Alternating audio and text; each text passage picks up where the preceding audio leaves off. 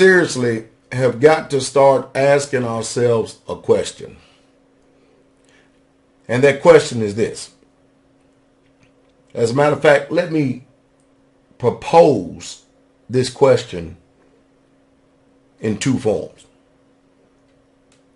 Number one, do we really, truly, actually have a government? Do not give the Hallmark statement, the Hallmark answer. Think for a moment. Think for a moment. Do we really, truly have a government of the people, for the people, and by the people? Think for a moment. Do we really, truly have that kind of government? And also, do people actually spend time governing themselves? And if so, by what principles or what form of morality, and who is the authority that governs your personal principles and morality? Because I think all of these are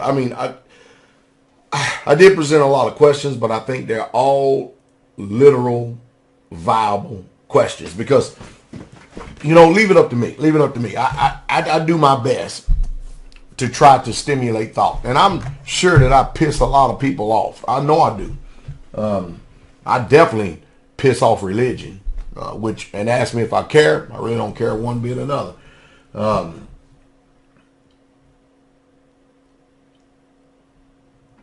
But I tell you what, what in the world is a people to do? What in the world are people to do when we have this kind of society staring at us in our face? Again, let's get back on the front. I'm watching my brother, Jason Ford, just be brutally honest. I just don't know how much more honest you can be than Jason Ford. Jason, the brother, just brings it. He brings his A game. He brings his A game when he makes these videos. And what it is, it's a heart of care, because he knows what's taking place. He knows what's happening. He knows what is taking place right here in America. Because there used to be a time, him, just like I, used to be wide asleep, if I can use that kind of term. And it's amazing how that when you start using critical thinking and you become aware and you're wide awake now, or so to speak, you have woken up from out of the matrix. Is it not remarkable and amazing how people begin to hate you, spurn you, despise you? As a matter of fact, people will fight to stay in the matrix. There's an old adage. I want you to listen to me real close. All right? If you have a woman that is modest, pure, and honorable, which there are very few of those kind of women left in the world. The woman that is lewd, whorish, and defiled and wicked, she despises and hates and spurns even the very presence of actually being reminded when a woman is holy and pure, not only physically, but in heart, soul, and mind. The whorish, wicked woman cannot stand. Because you know why? Because that woman that is holy and pure, her righteousness reflects on the corruption of the wicked. And so as it is with government today, so it is with self-government. Anytime someone is telling you the truth, that truth reflects upon the things that you may not be doing. And if you're so deceived and you're so convinced that the things that you're doing is so right, then why get so upset when somebody brings another perspective, another viewpoint to your doorstep? Why turn around and get enraged? Why get incensed? Why lose self-control? Because the truth is, the person that angers you controls you. Why not just do your own independent research, check out things, see if it's so, what are you afraid of? And what have you got to lose anytime somebody presents information to you? I mean, after all, they're not intolerable of your position. But I tell you what, I get people that will sit and watch my YouTube videos and they will just literally get inflamed and enraged. And then I'll write them back and ask them, what did I say wrong? And you know what I get? A bunch of cussing and fuss. Just cuss me out. You know, I'm of the mind that communication is paramount. You know, as a pastor, one of the biggest problems in marriages that I try my best to get over to couples, you know what I mean, or a man and a woman, husband and wife that are married. And this is always the problem in every single marriage. I don't care who it is.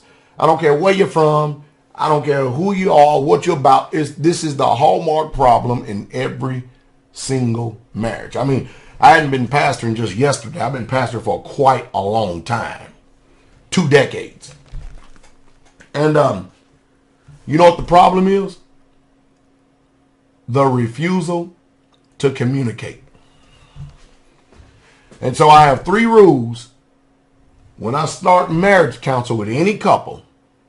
Rule number 1, communicate. Rule number 2, communicate. Rule number 3, communicate. See, it's when we have breakdown of communication when things start to go awry. Because the truth is, usually, by my own personal experience, what I've discovered is, even in my own life as well as the life of the people who I deal with on a grand scale, is that usually the reason why communication stops, and we got a lot of digressions in this video right here. Hope that I'm making sense. So just go with me. Usually when communication stops, this is communicating to the person that refuses to respond or communicate to the person who is receiving and hearing.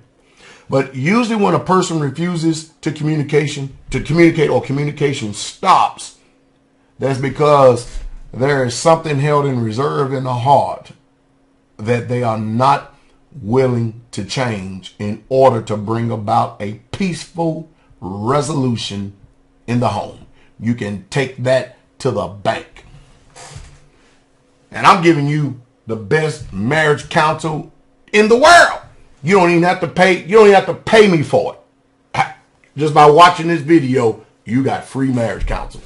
And when somebody stops communicating, that's because there's something evil and there's something wicked that they refuse to let go of that is reserved and held in that heart that jacks them up. That's what a problem is, because if you really truly love each other like you say you do, then you would communicate and you would press through it. You will communicate. That's like if a man is going to have friends, you first have got to show yourself friendly in order to have friends. And I'm telling you right now, I don't let everybody be my friend. No, I don't either. No, I don't. Because a good friend is very, very hard to come by in these wicked times that we're living in. I mentioned my brother Jason before. Not only is he a friend, but he's a brother. And he's a very good friend. Very good friend. And there's one character trait about a friend. A real true friend will love at all times. And a friend is tried in the day of adversity. Not when everything is going well. Everybody can laugh, everybody can smile, but let's see what type of stamina someone has. Let's see what type of intestinal fortitude. Let's see the test of character and strength. Let's really truly find out. See if people really truly love coming to the truth or not. Because most people, I'm telling you,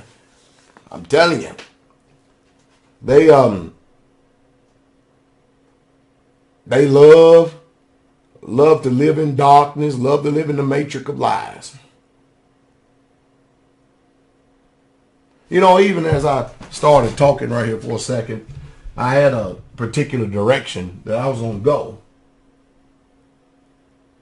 But all of a sudden, we went another way, didn't we? Huh? I wonder what just happened.